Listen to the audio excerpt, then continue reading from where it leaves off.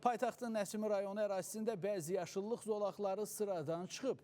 Daha dəqiq, sağlam ağaclar kütləvi şəkildə həşəratların hücumuna məruz qalıb. Ərazidə 20-dən çox iri gövdəli sağlam ağac quruyub.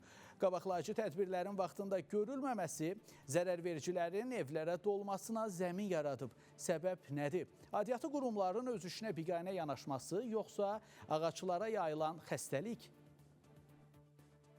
Yarpağını yeyir, orada da elə bil ki, yuva salan kimi görünür da, bəziləri hiss olunur, torfason. Həşəratlar ağacların həm yarpaqlarını, həm də gövdəsini yeyir. Bundan sonra ətrafdakı mənzillərə rahatlıqla daxil ola bilirlər. Artıq ərazidə onlarla ağac yayılan xəstəlik səbəbindən qurumaq təhlükəsi ilə üz-üzədir. Görüntülər Nəsimi rayonu Mirzəlal küçəsi 10 ünvanındandır. Ərazidə kütləvi halda ağaclar tırtıllı qurdların hücumuna məruz qalıb. İlk öncə qurdlar ağacların yarpaqlarını yeyib sıradan çıxır. Daha sonra isə qısa zaman ərzində həmin ağaclar quruyaraq məhv olur. Sakinlər deyir ki, son 3 il ərzində həşəratlar əsasən yay aylarında aktivləşir. Deyirlər, ağacların vaxtında dezinfeksiya olunmaması bir yana, suvarma və digər aqrotexniki qulluğun olunmaması da sağlam ağacların qurumasını tezləşdirir. Quruyur, dərmanlanmır. Bax, dəsən o dərmanlamaq haradırsa, oradan gəliblər, orada bir ağacı dərmanlayıblar. 2 ildir baba ağacların qurdundan əziyyət çəkilir. 2 ildir də oturmaq olmur. Setkalarda heç kim axşamlar düşüb istirahət eləyə bilmir.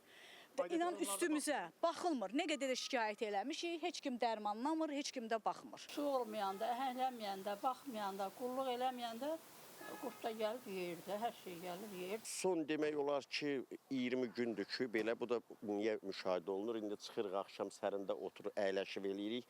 Həşərat yox, yerdə də görünür. Belə sürünən qurdlardır.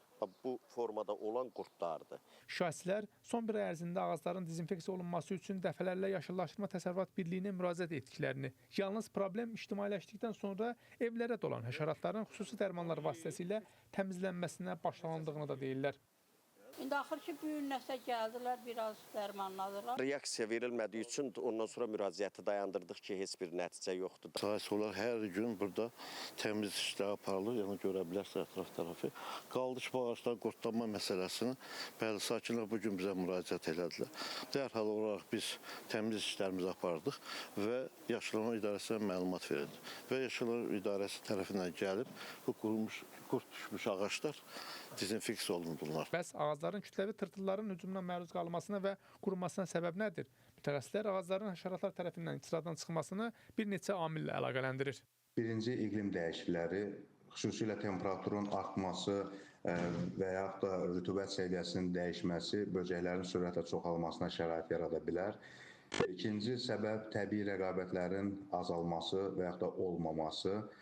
Bura bilirik ki, məsələn, quşlardır, digər parazitlərdir. Bunlar azalarsa ziyanverici həşəratların populyasiyasının artmasına səbəb olur.